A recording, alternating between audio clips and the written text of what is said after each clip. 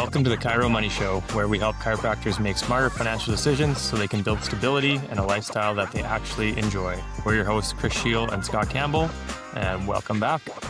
Happy New Year. I guess this will be coming out in the new year and For sure. recording on the last day of the year, so we're probably not going to get this edited out in one day, eh? We will. Oh, we will. For the people, we will. But not until tomorrow. But not until tomorrow. Yeah, that's when it's supposed to come out, so we're good. Okay. Yeah. Happy New Year. Welcome in. Hope you all enjoyed a great Christmas break with friends and family and rest and recharged a little bit. I know we did. Yep. Right? Yep, definitely. Nice. Minus a few really intense workouts at our coach's gym. Yep. Aside from that, we chilled a bit. Hey, I don't know. Those are good for the soul, man. They were good for the soul. We did one session on Boxing Day over at our coach's gym where he incorporated high intensity workout with Nerf guns. Man, that was a fun workout. Yeah. What a character that Matt, hey? For sure. Love it. Yeah. Love it. So, brand new year. We got a podcast topic here that kind of ties in a little bit to where I think a lot of people are thinking when they start a new year. They're thinking about the year ahead, setting goals. What do they want to accomplish? We wanted to touch on a few questions that we'll dive into to help us think about where we're at today, where we're going, and what we want to accomplish this year. Yeah. Okay. Let's dive in. I mean, I think we talked about this in a recent episode, but new year, new energy. It's always good going into new year. I think a lot of us feel like re-energized, recharged, hopefully maybe got a little bit of a break and just kind of, it's an opportunity to reset and look ahead. And some of the common questions that maybe you're thinking our listeners are thinking about right now are, what are the best strategies for this new year? You know, how do I manage my income and my taxes? Should I make RSP contributions? Should I maybe do a year-end bonus? Probably you've already thought of that because this is coming out in the new year. What's my income plan for 2026? How am I going to compensate myself? Maybe you're thinking about what a year we had and in the markets. Like, wow, for those listeners that are invested, maybe you noticed this, maybe you didn't because you don't look at your statements, and that's cool. But man, the Canadian market almost up 30%. Yep. Crushing the US S&P 500 up about 17%, which is still no slouch, right? Yeah. And then comparatively to Bitcoin down about 10.5%. I had to add that in there just from a few podcast episodes previous where we talking about some previous examples of conversations where we have folks that come up to us and say, hey, I would never invest into Canadian equities, US all the way, or the only thing I'm invested into is cryptocurrency and Bitcoin or whatever, right? It's just, we had to tie that into the conversation. We need a balanced, diversified portfolio. We know that, right? I mean, maybe beyond those returns, you're thinking about where are you going to invest? Like, are we investing corporately in the year ahead? TFSAs, RRSPs? I'm sure a lot of our listeners have had some of these thoughts or have had them presented to them, maybe by their CPA or friends, whatever. And they're just all of these things getting thrown at us, right? Before we maybe start to think about some of these specific nuanced questions, where should we start? What's a better question that they should be asking themselves? I think before we get into like the actual tactics about the money moves you should make from a tactical level, I think it's better to start with stepping away from the spreadsheet and say, like, where am I at today? Where do I stand? And that goes beyond, where you stand financially, but where you are in life, reflecting on the previous year and thinking about the year ahead of like, where am I today? And ultimately, where do we want to go here moving forward? But when it comes to where we are today, money shows up in our life in so many different ways, more so than what just, our net worth is telling us. Like, money shows up in terms of how we spend our time. Are we stressed about money? Are we confident about money? Is money a tool in our life that's allowing us to have flexibility, right? What else do you think about when it comes to reflecting on where you stand today, both financially and in life? Yeah. I mean, I do want to go back to like the spreadsheet, and I love how you said like step away from it. I do think it is important to review it, but like once you have an idea of it, then step away. I know for me personally, that's super helpful to be like, okay, let's see what the numbers did. Okay. And now let's back up from the numbers because they are what they are. How do I feel about where I'm at? How do I feel compared to where I was last year? And what's changing or what has changed, and Mhm. maybe start to think about like, have I been using my money in ways that are aligned with my values and what's important to me? Mhm. And or am I avoiding certain parts of my finances, or have I been for the last year, or maybe certain conversations that need to be had, Yeah. just to kind of take stock of like where are we at and how do we feel about it overall. I think Yeah. that's kind of where I would go. For sure. I think another couple of questions here that we noted too in terms of other questions you could ask yourself to reflect on where you stand today. And one thing I like to take measure on is looking back at the previous year and reflecting on what I did or accomplished and like how I used my time. And kind of the way we worded it here in this question was, what does my calendar say about my financial choices? Our calendar is a good reflection of how we've spent our time, who we spent our time with, where we're putting and allocating our energy and our hours, right? Is that where we want it to be, right? It's a great place to look. Yeah, for sure. I don't even think we need to like go any further than that. Like we've talked in previous episodes about, I think it was in the last one about like understanding like where you at for, the end of the year, like understanding your net worth and where you stand financially. But if you can ask yourself some of these deeper questions of like, where am I at today in life? How do I feel about my financial situation? How do I feel about how I'm spending my time and my energy? Do I have the flexibility that I want? Do I feel confident about my money, or do I feel stressed about my money? Or, like you said, are you avoiding conversations or things around your finances? That's where you need to kind of get a good understanding of where you stand, and then we can move forward with the kind of the next question of Yeah. where do you want to go from here? I do want to add in there before we jump to the next section is like, if you're having a hard time with this first step, a good question that might help you kind of come up with some ideas is saying like, if nothing changed for the next 3 years or 5 years, like how would you feel about your life? Yeah. And maybe that would encourage you to do some more reflection, or like, just go to a deeper level. It's not always easy for people to think about how do I feel about my life, For sure. looking at the big picture. But once we're honest about where we are today, then we can start to think about where do we want to go. Where do we go from here? Yeah. I think a lot of us don't necessarily take the time it deserves to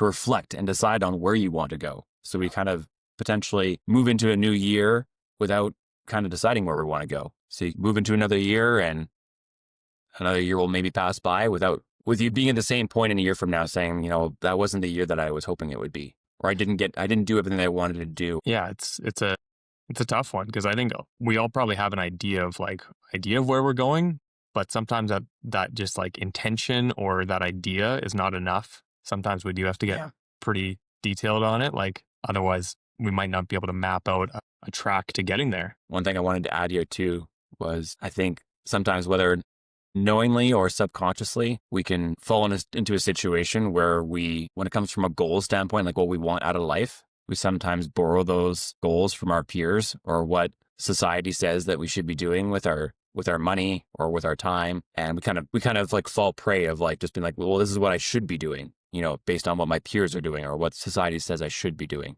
Have you seen some of that from your experience? Yeah, totally. Feeling like I ought to, or I have to, or I should, instead of actually taking time to reflect on what you as an individual want. And even more so, I'd say like zooming out and looking at the big picture of life as well. Like, just because you are where you are, maybe you're in the practice you've built or the clinic that you're working at, and everything's set up and working, doesn't mean it couldn't change. I think a lot of times some of us get stuck in our ways and just think like, this is the way it is. This is the track I'm on, and I can't change that. But I know I've encouraged a lot of people over the years to be like, hey, take a step back. You can always change. You're never locked into anything for life. You can change careers. You can change where you live. You can, all these things are options. For sure. I think when it comes to this process of reflecting on where you are, if we want to call that point A, that's factual. Where we stand today, that's where we are. But where you're going, we'll call that point B. That's a moving target, and that's okay. And it will change. It will change over time. Yeah. Yeah. It's okay that it's going to change. We just need an idea of what it looks like today, but we have to be flexible to evolve with that goal. Hey, before we keep going, if you've been listening and thinking, I could really use some clarity around where I truly stand with my finances, we've got you covered. Take our free financial clarity assessment. It only takes about 5 minutes, and you'll get a personalized scorecard showing exactly where you're strong, where you might be spinning your wheels a little bit, and where to focus next. You can head over to alignwealth.ca or just hit the link in the show notes. All right, cool. Back to the show.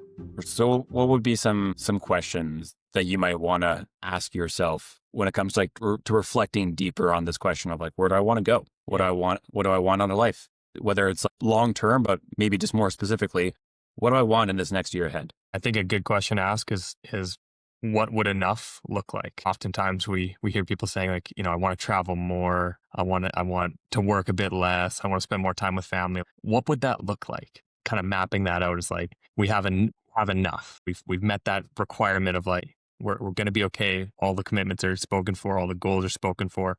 Now we have enough. Now we can prioritize some of these other things.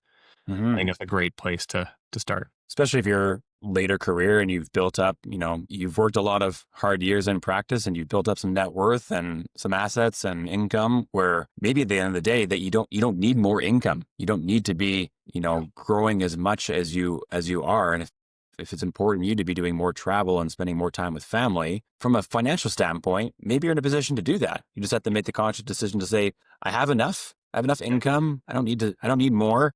But I could certainly use more time and more flexibility. And am I in a position to do that? Yeah. Right. And then someone maybe, a little earlier on in their career, the question might be, what am I optimizing for right now? Am I in that growth phase where I'm just trying to focus on growing my practice as fast as I can? Do I need stability? Is that what I'm trying to aim for? Is it more freedom and flexibility? Or is it just simply my own personal health? No right or wrong answer there. No. What do you want out of life? Yeah. For sure. Yeah. I think we bring this up though, because I feel it's so common where often we disregard what we're trying to optimize for and we optimize for the wrong things. Society says that I just need to be working hard and working as many hours as I can and make as much income as I can. And that's what I should be doing right now. But maybe it's more important for you to be working less hours so that you can, focus on training for a marathon or spending more time with your family or taking 6 weeks worth of holidays so you can spend more time with your loved ones. There's no right or wrong answer. Surprised you didn't say training for an Ironman, Scott. That's my goal for 2025 or 2026, I should say. Work less so that Chris can work more so I can go accomplish Ironman goals. Oh man, what if we have both have goals that involve less work? That's gonna be tough. We're taking on less clients. I guess we're hiring.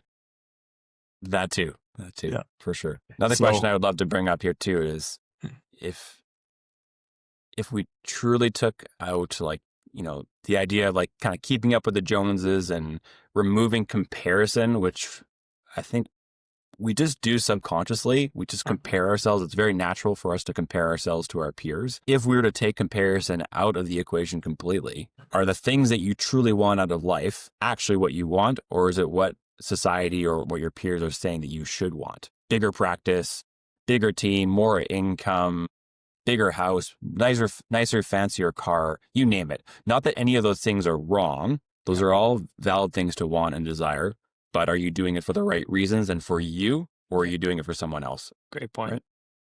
The last question that I would suggest here is, again, maybe even if going through this is challenging, it's thinking about regret, right?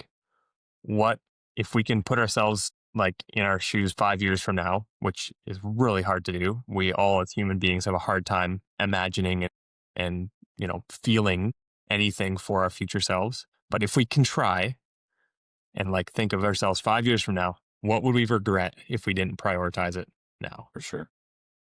Maybe that's traveling or having that flexibility to take the family trip, to go to New Zealand. Yeah. I have so much admiration for you guys as a family making a decision to say, hey, we have to do this now. Yeah. We will regret this if we don't pull the trigger and go on this bucket list trip of going to New Zealand with the kids at this great age. You made it happen because you would have regretted it if you didn't do it, looking out 5 years from now. And, one thing that just came to mind real quick when you say, imagine yourself 5 years from now, what would you regret? Isn't it crazy to think where you were or where I was or where any of us are? If you think back where you were 5 years ago, do you think you'd be where you are today? Usually it's nowhere close to what you were imagining, right? Yeah, nowhere close. Nowhere close. Yeah. We have we just don't have the creativity or the foresight. I mean, none of us do. we don't know what's going to happen tomorrow when we wake up or if we're going to wake up tomorrow, but it's just unbelievable to look over the last 5 years and say, look at where I've come from, look at what I've accomplished, look at the person I am today and Yeah, how different, how much I've grown from where I was. All that, all the financial stuff aside, that's for sure. huge.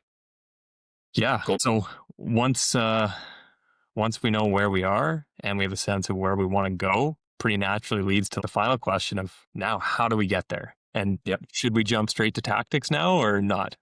I don't think we start with tactics, to be honest. Like we talked about, like, how do we optimize? What accounts are we using?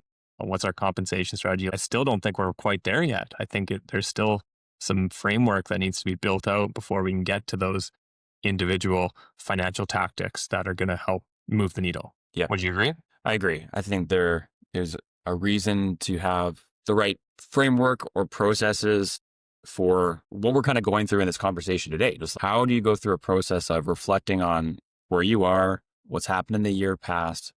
Does your calendar and your checkbook line up with what you say is important to you? Like, are you spending money on things that you value and that are important? Are you getting what you want out of life? Do you have a framework for how you make major financial decisions? Do you have, what I kind of noted here, like, do you have rules or guidelines that you and or your household live by on a regular basis? Like, to give you some examples, like, we prioritize in this household that we're going to travel and take an experience as a family. That's always going to be our number one priority each and every year. Another example might be like when our income goes up, we want to increase our lifestyle at the same kind of rate that we're increasing our saving and our investing. We want to make that a general rule of thumb for the family. Or we won't take on any new additional debt unless we clearly can say that our cash flow can support it. Those are just examples, but some just general guidelines or thoughts. And, when we're thinking about when it comes down to it, like consistency with our habits, consistency about how we reflect and make decisions as we move forward. That's so huge. Like, that,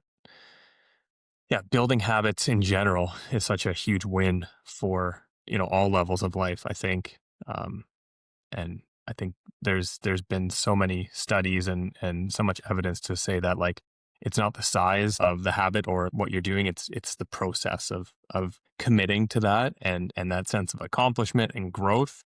Yeah. And yeah, we got to give a shout out to a client that just completed 365 days of 20 minutes of movement every day. It's amazing. Like So amazing. run, bike or ski 20 minutes a day, every day. That right there, like 20 minutes doesn't sound like a lot, right? We could all find 20 minutes in our day to move our body, but Sure. that commitment saying, I'm going to do this every day. I mean, wow, they're so much better off for it after a year. For sure. And maybe early days in the year, it's hard to stick to that 20 minutes a day, but as you do it and stay more consistent with it, it just becomes a part of who you are and what like part of your identity is. Like, I'm someone who will at least commit to working out in some capacity for 20 minutes a day. Yeah, totally. Rain or shine. Maybe that's easier than identifying as a runner if you're a non-runner. That's right. But That's right. eventually you do those things enough and it becomes part of your identity. You don't have to work for it. You just are someone that moves their body or someone that runs. I know we've talked about that in the past. Like, I felt like I was not a runner at all. And then like 4 years into running and doing a marathon and an ultra marathon, I'm like, okay, I guess I can call myself a runner now. I guess That's I'm right. a runner. And Takes over. all of these things that we're talking about from a habits consistency standpoint, these can be applied to how we go about living our life and how we handle our finances as well. Yeah, totally. Yeah. Yeah. And all this to say, like, motivation is not enough. I know we've kind of framed that before. You can't rely on only on motivation. We need systems that help us to, whether that's accountability or tracking or whatever. We need something more than just our own motivation, because there will be days when we don't have that internal motivation to get up and move or to do the right things with our financial lives. Yeah, when I think about, maybe leads into our next point here around like accountability and motivation, someone that you can lean on. And we're obviously going to touch on what we do with our clients and add that level of consistency and accountability to someone's life. When we think about finances and what we do with our clients' financial planning, we truly don't believe that a financial plan is a one-time thing. You just don't make a financial plan and say, all right, we're good to go for the next 5 years. We believe financial planning is a process, but this applies to other areas of life. If you have consistent conversations around your money, around what you want out of life, if you can build in those habits, if you can have someone that's going to hold you accountable, someone that you can lean on to collaborate with, that's where you're going to get the most out of what you're looking for out of life. Would you agree? Totally. Yeah. And I think just the idea that came up is like enjoying the process while you're in the process. You haven't achieved the goal yet. Say your goal is to whatever, run a marathon. It's like if you just are miserable the whole time training up for the marathon, that you can accomplish that goal and then have this sense of accomplishment. It's like you've missed all this opportunity along the way to have someone on your team. Maybe you have a coach, maybe you have training partners, and you can enjoy that process together along the way. I think that same idea kind of exactly translates to what we do with our clients with real financial planning.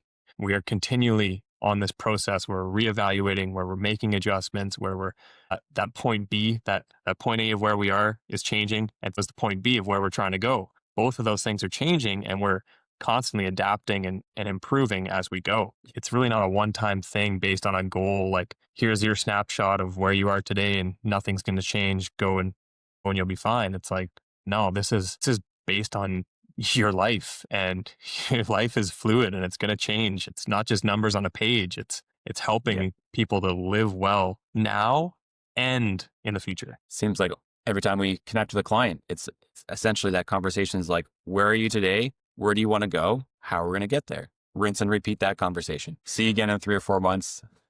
You're going to be at a different spot in 3 or 4 months. Where you want to go may or may not have changed, either significantly, maybe not so much, but then it'll beg the question, how are we going to get there? Yeah, I think the biggest thing we hear often is the impact of having this third party in our clients' lives, like especially as like a husband and wife, say, that we work with as clients. Even if both of them are really financially engaged, they really both appreciate having an unbiased third party to walk through decision making with, that can hold them accountable, that can collaborate with them, right? It's not about telling, here's what you're going to do. It's about working together to form a plan that makes sense and feels good for the client. Is there anything we want to wrap up to go back to?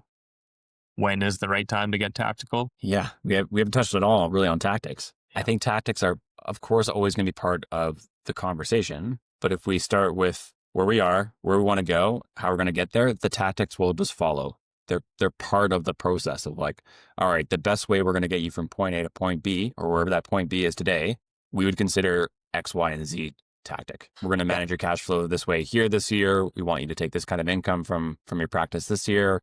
We want you to save and invest this much and this location, right? That's where we start to get into the tactics to hopefully get you to the point where you are where you want to go from a lifestyle standpoint, right? Yeah, you nailed it. It's all part of the process, but it's not the only part, right? We first have to get that framework established and get the systems and structure in place, and then know really what we're trying to optimize for, what we're trying to accomplish, and then we can get to work with the tactical stuff. Yeah. Cool. Yeah. Should we wrap it there? Say our kind of encouragement for any listeners is take some time to reflect, try to understand, where are you today? Where are you trying to get to? What kind of processes and systems do you have in place to help ensure that you get there? If you like the sounds of kind of what we're saying about the way we work with clients, the invitation is always there to book a free intro call with us, and be happy to talk with you and share a bit more about that process and what it looks like. For sure. Such a great time of year to consider that, right? I love onboarding new clients in the first couple months of a new year. It's always such an exciting time to be like, all right, what happened last year? Go through that same series of questions. Here's where you are today. Where do you want to go? All right, let's map out a plan for 2026 and get you to where you want to go in the best way possible. So I love it. Totally. All right. Well, thanks for the chat, Chris. We'll wrap it there. Happy New Year. Happy New Year, everyone. We'll see you next week. Yep. See you next time. All opinions expressed on the Chiro Money Show are for educational, informational, and entertainment purposes only. Nothing on this podcast should be considered financial, legal, accounting, or tax advice. Always consult your own team of licensed professionals before making decisions about your finances.